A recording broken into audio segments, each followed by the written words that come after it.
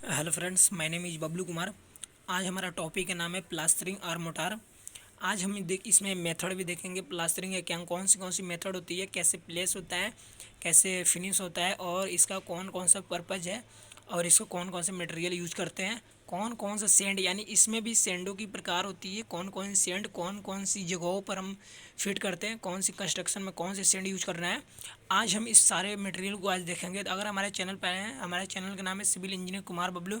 हमारे चैनल पर आए हैं, सब्सक्राइब करें, लाइक करें, शेयर करें और बेल आइकन जरूर दबाएं, क्योंकि अगला वीडियो जो भी आए वो आपके नोटिफिकेशन मिले, आप उस वीडियो को देख पाएँ। तो चलते हैं अपना वीडियो की ओर। सबसे पहले इसका इंट्रोडक्शन देख लेते हैं। A flying mortar coat on the surface of walls column ceiling its to get a smooth finish is termed of plastering. यानी हम प्लास्टर को वहाँ यूज करेंगे, यानी हमारे जहाँ पे प्लास्टर करेंगे, अगर हम कोई दीवारों पर प्लास्टर कर रहे हैं, किसी जगह प्लास्टर कर रहे हैं, तो उस सरफेस फ्रेशली होना चाहिए। ऐसे तो कर नहीं सकते, ऐसे करेंगे तो हमारा प्लास्टर जो भी होगा वो वहाँ पे अच्छे स्ट्रेंथ नहीं दे सकेगा। अगर बारिश आ रहा है तो वो गिर जाएगा, उस बारिश की जो भी बूंदे उस पर पड़ेगी, फोर्स लगेगा तो उस गिर जाएगा। जिसके लिए हम सबसे पहले अपना जो भी सरफेस हो उसको हम स्मूथ यानी उसको फ्रेश करते हैं। उसके बाद हम यूज़ करते हैं प्लास्टर। कहाँ कहाँ यूज किया जा सकता है, वॉल्स में किया जा सकता है, कॉलम में किया जा सकता है और दीवारों में किया जा सकता है, और जहाँ पे छत ढालते हो वहाँ पे भी किया जा सकता है। यानी कंस्ट्रक्शन का हर जगह पे आप प्लास्टरिंग कर सकते हैं, नहीं अगर आप अच्छे मटेरियल यूज कर पाएँ तो। इसमें हम सेंड का कुछ प्रकार देख रहे हैं, क्लासिफिकेशन ऑफ सेंड। यानी सेंड का भी, सेंड कितने टाइप का होता है, सेंड 3 टाइप का होता है, फाइन सेंड या कोर्स सेंड और ग्रेवली सेंड। फाइन सेंड वहाँ पे होता है, फाइन सेंड का यूज़ सिर्फ प्लास्टरिंग में करते हैं। प्लास्टरिंग जैसे दीवारों में, वॉल्स में यही सब प्लास्टरिंग करना है तो आप फाइन सेंड का यूज कर सकते हैं। इसका साइज होता है 1.5875 का होता है। मैं कुछ इसका साइज ऊपर लिख दिया हूँ, आप उससे कुछ प्रॉब्लम नहीं होगा। तो फाइन सेंड का प्लास्टरिंग का जो भी साइज होता है उसका 1.5875 होता है। कोर्स सेंड मेजनरी वर्क के लिए क्या किया जाता है, जैसे बाउंड्री अगर कोई कर रहे हैं या कंस्ट्रक्शन वहाँ पे खड़ा कर रहे हैं, उसको डिनोट करने के लिए आप वहाँ पे एक कुछ ना कुछ तो लगाते होंगे ना, कि ये यहाँ से लेके यहाँ तक मेरा कंस्ट्रक्शन यहाँ पे तैयार करना है, तो कुछ सिंपली वहाँ से बना देते हैं। उस सेंटर का साइज होता है आपका 3.175 होता है। ग्रेवली सेंड यानी कंक्रीट वर्क के लिए, जैसे छत ढाल रहे हैं तो वहाँ पे ग्रेवली सेंड का यूज होता है। अगर कहीं रोड बना रहे हैं तो वहाँ पे होता है। तो इसका साइज होता है 7.62 अप्लीकेशन ऑफ प्लास्टरिंग। प्लास्टरिंग कौन कौन सी एप्लीकेशन है इसको देख लेते हैं। यानी देखिए प्लास्टरिंग इमेज में आपको दिख रहा होगा प्लास्टरिंग करने पर घर कैसे दिखता है। To conceal defective workmanship. Second है to give a smooth surface, यानी उस जगह को फ्रेश होना चाहिए। To avoid catching to dust. Third है टू गिव गुड लुक, यानी वो अच्छा दिखेगा। अगर हम कहीं भी अगर ऐसे ही कोई घर बना दिया प्लास्टर नहीं करेंगे तो कैसे लगेगा, ऐसे लगेगा कि कोई इसमें घर में ऐसे भूतिया जैसा लगेगा। अगर उसी को हम प्लास्टर कर दे रहे हैं तो कुछ आपके घर पर लाइट आ जाएगा कि हाँ ये न्यू घर है, ऐसा लगेगा कि एकदम न्यू। अगर पुराना घर के प्लास्टर अच्छे से कर देना है तो वो न्यू की तरह लगेगा, अच्छा लगेगा, उसका गुड लुकिंग होगा, लाइटली होगा। बहुत सारे आपको आ सकता है, जिससे इसमें 5-6 है। फोर्थ है to protect the walls from rain water and other atmospheric ऐसे। यानी अगर बारिश आ रहा है तो आपका जो भी प्लास्टर नहीं हुआ है घरों में, देखिए ना, अगर बारिश आ रहा है तो उस अब ईंटों पर जो भी पानी गिरेगा वो अंदर भी आपको, जब पानी गिरेगा तो अंदर की तरफ भी दिखाई देता है कि दीवारों में, कि ऐसे अंदर से सोख कर बाहर की तरह आ जाता है, बाहर से अंदर की तरह आए पानी। लेकिन अगर आप घर पे प्लास्टर कर दे रहे हैं तो वो पानी आपका घर में यानी उस रूम के अंदर कभी पानी नहीं जाएगा, वहाँ पे वहीं से आपका पानी नीचे आ जाएगा, गिर जाएगा, कहीं भी अपना रास्ता बना लेगा। To protect surface against vermins. अब आता है बल्किंग ऑफ सेंड, यानी सेंड का जो वो होता है कौन सी यूज करेंगे। इसका बल्किंग ऑफ सेंड क्या होता है, the presence of moisture and water in sand increase the volume of sand is now as bulking of sand. बल्कि ऐसे कह सकते हैं एकदम simply see, increase the volume of sand, यानी जो वॉल्यूम से चेंज करता है सीमेंट सैंड में, उसी को बोलते हैं बल्किंग ऑफ सैंड। इसका कुछ प्रॉपर्टी होता है गुड सैंड का, it is should be free from vegetable free moisture होता है, फ्री स्टोन होता है, पार्टिकल फाइनर होता है। उसके बाद है function of send in motor. Motor की कौन कौन सी पर्पज होती है, कौन से फंक्शन होता है। सबसे पहले सेटिंग होता है, यानी उस मोटार अगर हम तैयार कर रहे हैं तो उस जगह पर हम सेट करेंगे। उसके बाद होता है स्ट्रेंथ, उस मोटार की कितना स्ट्रेंथ होगा, कैसे कैसे आप कौन सी मटेरियल यूज करेंगे और उसको कितना स्ट्रेंथ आप उस कितने दिन में प्रोवाइड करेगा, इस पर स्ट्रेंथ पर डिपेंड करता है। सरफेस एरिया, हम जहाँ मोटार प्लेस करेंगे उस एरिया को सरफेस एरिया यानी फ्रेश होना चाहिए। श्रिंकेज, यानी अगर हम प्लास्टर कर रहे हैं जहाँ पे, वहाँ पे श्रिंकेज से बचाना पड़ेगा, क्योंकि अगर श्रिंकेज लग जा रहा है तो पूरे प्लास्टर ख़राब कर दें, क्योंकि वहाँ पे दरारें आ जाएगी, फट जाएगी और गिरने लगेगी, तो उसको श्रिंकेज बताएं। और बल्क यानी बल्किंग ऑफ सेंट आपको होना चाहिए। इंक्रीज ऑफ वैल्यू, नहीं ना कि डिक्रीज इन वैल्यू, बढ़ना चाहिए उसका वैल्यू। क्लासिफिकेशन ऑफ मोटार,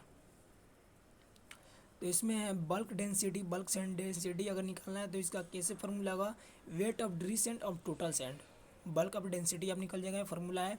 और हैवी मोटार का कितना ग्रेड होता है, यानी वो कितना लोड उस पर अप्लाइड होगा, कितना फोर्स लगेगा, या जो भी आपका मटेरियल हो उसका हार्डनेस, यानी जो भी हैवी मोटार का हार्डनेस कितना होता है, more than 15 kilo newton per metre cube, और लेस देन होता है 15 kilo newton per metre cube. Heavy weight mortar less than 15 kilo newton per metre cube. Kind of binding material, lime mortar होता है hydraulic lime से। Surkhi mortar होता है sand is replace by surkhi. Cement, gypsum mortar cement replaces by gypsum. Properties of good mortar, यानी good mortar की कौन कौन सी property है, तो मोबाइलिटी है, फ्लेक्सिबिलिटी है। इसका प्रॉपर्टी क्या होता है, ड्यूरेबल, यानी वो ड्यूरेबल होता है, होना चाहिए। सेट क्विकली, यानी जल्दी से हम जहाँ भी मोटार सेट करें वो जल्दी से सेट हो जाए। अगर ओपीसी अगर सीमेंट में यूज कर रहे हैं तो उसका setting, initial setting time 30 minute होता है और फाइनल सेटिंग टाइम 10 घंटा होता है, आपको मालूम होना चाहिए। स्ट्रेंथ अचीव आफ्टर क्यूरिंग, यानी उसे क्यूरिंग करना पड़ेगा 28 day. It is should not affect the durability of material which is the come into contact. अगर आपका ड्यूरेबिलिटी, अगर आप उस जो आप ये कंस्ट्रक्शन तैयार कर रहे हैं तो उसके कुछ ज़्यादा साल चलाना चाहते हैं, उसको प्रॉपर सेटिंग होना चाहिए, प्रॉपर स्ट्रेंथ देना चाहिए, प्रॉपर क्यूरिंग अगर आप उसे करेंगे तभी आपको ड्यूरेबिलिटी प्राप्त होगा। नेचुरल ऑफ एप्लीकेशन, यानी नेचर की तरह कैसे आप उस एप्लीकेशन को देख रहे हैं, तो ब्रिक लेइंग मोटार होना चाहिए, फिनिशिंग मोटार होना चाहिए, special mortar, fire resistance mortar, या aluminium cement light weight mortar होनी चाहिए। आप जो भी मोटार यूज कर रहे हैं, जो भी सीमेंट। साउंड ऑब्जॉर्विंग मोटार, यानी साउंड को ऑब्जॉर्व कौन सी मोटार करता है, पोर्टलैंड सीमेंट करता है, लाइम जिप्सम, और ये कितना होता है 6 to 12 kilo newton per metre cube.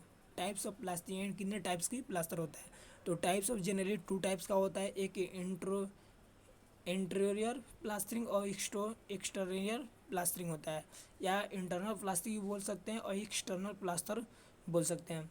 Internal plastering में होता है यानी जो अंदर की तरह होता है। Internal plastering can be define as the smooth finish which has the thickness of, इसका थिकनेस एक एग्जाम में आता है, इंटरनल प्लास्टरिंग थिकनेस कितना होता है, तो 12 mm से 6 mm से 12 mm तक होता है इसका अंदर का थिकनेस, यानी इंटरनल का। एक्सटर्नल का भी होगा। It is mainly applied inside apartment for a various purpose. Internal plastering कुछ ऐसा होता है, इसको देख लें। It is applied mainly over a base that is will furnish a proper grip. Common mix design for the interior plaster can be found in ASTMs, इतना use होता है, इसका मेथड है। अब आता है एक्सटर्नल प्लास्टरिंग। एक्सटर्नल प्लास्टरिंग यानी बाहर की तरफ जो प्लास्टर कर रहे हैं उसका थिकनेस कितना होता है, 18 mm से 20 mm तक।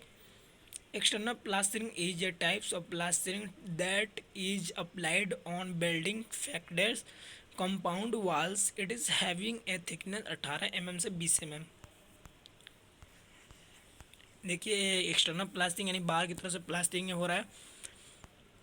It is the applied in two coat of 12 mm each, the top coat in usually round finish which is sand grain texture, exterior plasterboard wing of different composition and generally now as stucco। आप समझ गए होंगे कि ये external और internal में क्या different है। इंटरनल इंटरनल हम वहाँ पे यूज करेंगे यानी अंदर की तरह जो भी हम घर में रूम है उसको अगर प्लास्टिक कर रहे हैं तो 6 mm से 12 mm तक वहाँ पे करेंगे, और एक्सटर्नल यानी बाहर की तरह जो भी हम प्लास्टिक करेंगे वो 18 mm से 20 mm तक प्लास्टिक करेंगे। इसका थिकनेस अपना आ जाता है। Internally plastering should have a thickness of 12 mm। External plastering the thickness will be 24 mm thickness. ऐसे अपना बिल्डिंग बनता है। एक 3D है, इसको स्क्रीनशॉट ले लें और अपना ड्रॉ कर लें अपने नोट्स में। टूल्स यानी हम प्लास्टरिंग करने के लिए कौन कौन सी टूल्स को यूज़ करते हैं। डार्वी हमारे यहाँ पे कुछ इमेज होगा, इसमें देख सकते हैं। और अपने अगर घर भी आपको बना होगा, आप जानते भी हैं कौन कौन से टूल्स, आपको ऐसे ही कुछ टूल्स को नाम भी मालूम होगा, लेकिन आपको इंजीनियरिंग पर्पज़ के नाम नहीं मालूम है कि इंजीनियरिंग टर्म में इसको क्या बोला जाता है। तो इसको आप देख लें। एक डरवी है, फिदर है, हाउक है, प्लास्टरिंग ट्रैवल है, वुडन फ्लोट है, स्टील्स है, प्लास्टर बोर्ड है, सीमेंट पेस्ट यानी सीमेंट को कैसे पेस्ट बनाते हैं। Cement sand plaster is a layer of cement and sand motor which is the applied over walls made of brick work, cement block work, RCC walls of RCC, column and beam. A cement mix of 1:2 is considerable. यानी हम concrete, अगर हम black concrete बोल रहा हूँ, cement को किस किस मटेरियल से मिक्स करते हैं। तो एक तो सीमेंट होता है, सैंड होता है, वाटर होता है, उसे प्रॉपर मिक्स करते हैं। 15 से 20 मिनट तक हम मिक्स करते हैं उसे पूरी तरह से, ताकि हमारा जो प्लास्टरिंग करने का जो थिकनेस हो उसमें जो स्ट्रेंथ हो प्रॉपर हमें मिल सके, और जहाँ पर हम प्लेस करें वहाँ पे प्रॉपर हमारा प्लेसिंग हो जाए। इसका कुछ डायग्राम आप देख लें कैसे होता है। और अगर आप प्लास्टरिंग करने में एडमिक्सचर भी मिला दे तो हमारा स्ट्रेंथ और बढ़ जाएगा। हमारा वीडियो कुछ लंबा जा रहा है, इससे कोई बात नहीं, आपका नॉलेज क्लियर होना चाहिए। प्रोसीजर बिफोर प्लास्टरिंग यानी जो प्लास्टर है उसकी क्या क्या प्रोसीजर है। तो wash and water the surface for 24 hours before the place in applied.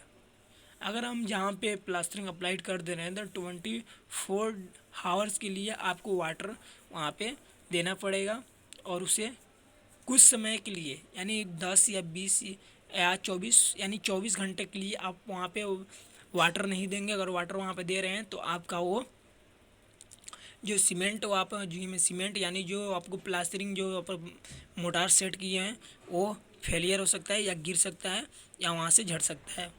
Fix the reference mark on the walls truly in line and plumb before starting the plaster. Ensure that all the edges of opening the round check the plaster frequency which extract its and plumb bob। यानी हम plastering करेंगे तो कहीं पे हमारा जो thickness वो बढ़ भी सकता है, कम सकता है, तो वहाँ पे प्लम बफ की यूज करते हैं, जहाँ पे एक सीधा गिरा देते हैं और उसको देखते हैं कि कहाँ पे कौन सी डायमेंशन कैसी है, सीधा है या कुछ बढ़ गया घट गया, इंक्रीज या डिक्रीज, ये सारे वहाँ पे प्लम बम बताया जाता है कहाँ से कैसा हम लोग करना है। और उसके बाद हम वाटर यहाँ पे इमेज में देख रहे हैं कि वाटर का वहाँ पे क्यूरिंग हो रहा है दीवारों की, उसके बाद प्लस्तर हो रहा है। Make sure to fix any leakage of moisture before plastering. Ensure that the walls are completely de-leveled 24 hours before plastering. Also keep the room of 55 to 70 degrees temperature during plastering और टिल्स द प्लास्टर सेट कम्प्लीटली। यानी जो हमारा plaster होगा वो water, पहले water देंगे, उसके बाद हम प्लास्टर करेंगे और 24 डे छोड़ देंगे। उसके आज अगर हम प्लास्टर कर रहे हैं तो कल से वाटर देना शुरू हो जाएगा 28 डे। डिफेक्ट ऑफ प्लास्टर, यानी अगर हम प्लास्टरिंग करते रहे हैं तो वो हमारा फेलियर में क्यों आ जाता है, फेल क्यों आ जाता है, कहीं कहीं दरारें आ जाती है, कहीं कहीं चीने आ जाते हैं, कहीं कहीं ऐसा लगता है और बीच में ऐसे लग रहा है टूट के गिर जाएगा, क्यों ऐसे होता है। तो क्रैकिंग क्रैकिंग एक आ जाता है, इफ्लोरसेंस आता है, फेलिंग आउट आता है, ब्लोइंग आता है, ब्लेस्टरिंग आता है। तो इस कारणों से आ सकता है, जैसे अगर आप मटेरियल अच्छे से मिक्स नहीं कर रहे हैं तो उससे भी आ सकता है। और एक भी हो सकता है जहाँ पर हम प्लेस कर रहे हैं वो सरफेस, अगर उस जगह पर क्ले लगा हुआ है उसको आप फ्रेश नहीं किए होंगे और प्लेस कर दे होंगे तो उससे भी आ सकता है। और अपना सीमेंट, यानी अगर अच्छे से क्वालिटी का सीमेंट यूज नहीं किए हैं, अच्छे से प्रॉपर वाटर नहीं दिए हैं और सेंड जो होता है अच्छे से सीप के ऊपर चाले नहीं है तो उससे भी आपका फेलियर में आ सकता है। देखिए ये डिफेक्ट है, कहीं की प्लास्टरिंग में ऐसे जहाँ पे ये ईंटें दिख रहा है यहाँ पे कुछ जगह फेलियर आ गया है, यानी कुछ जगह पर नहीं गिरा है और कुछ जगह गिर गया है, यानी इस जगह पर मटेरियल प्रॉपर नहीं हुआ है, यानी सेट नहीं हुआ है। और यहाँ पे कुछ देख रहे हैं पानी की तरफ बीचों में कुछ ऐसा लगा है कोई पानी बिक दिया है वैसे हो गया, लेकिन ऐसा नहीं है। वहाँ पे जो हमारा मटेरियल है वहाँ पे सीमेंट का यूज बहुत कम है, यहाँ पे सेंड ज़्यादा है जिसके कारण हमारा बल्किंग ऑफ सेंड यहाँ पे आ गया है। कैरी प्लास्टरिंग आउट ऑफ एस्केल्स एस्मॉन, इसको हम नहीं देखेंगे, इसको आप स्क्रीनशॉट ले लें और स्क्रीनशॉट अपने नोट्स में लिख लेना। उसके बाद आता है अपना ये टाइल्स, इसका टाइल्स एंड इसका भी डिफिनेशन देगा। टाइल्स एंड इट्स क्लासिफिकेशन, यानी टाइल्स का भी बहुत प्रकार होता है। कुछ इस तरह आप देखें, ये जो टाइल्स होता है ये ब्लैक कलर का है फर्स्ट, इसको हम यूज़ करते हैं जैसे किचन में यूज़ कर लें, बाथरूम में यूज़ कर लें। और ये सेकेंड नंबर है, इसको हम यूज़ करते हैं बाहर, यानी जो बाहर की इधर छोटे होते हैं द्वार जिसे बोलते हैं अपना, तो वहाँ पे आप यूज़ कर सकते हैं। ये घरों में यूज़ होता है थर्ड, और ये फोर्थ है तो ये ऊपर की तरफ यूज होता है। अब tiles, tiles is kind of floor finishing, it is mainly used for decorative purpose. Tiles are generally attached to walls and floor.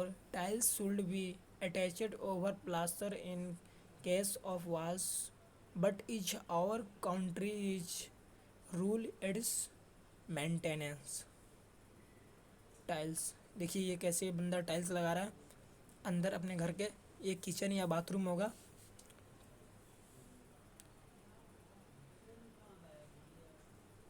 यहाँ पे आपको टाइल्स लग रहा है, टीलिंग ऑन द प्लास्टर, यानी प्लास्टर करके टाइल्स लग रहा है।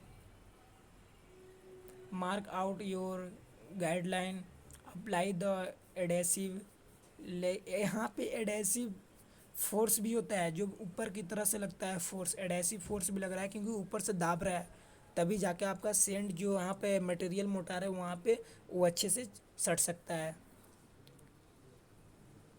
ग्रेड ऑफ मोटार, यानी मोटार की कौन कौन सी ग्रेड होती है, कैसे यूज करते हैं मोटार में, तो हम देख लेते हैं। इसका ग्रेड बहुत ही ज़रूरी है और इसका कंप्रेसिव स्ट्रेंथ भी।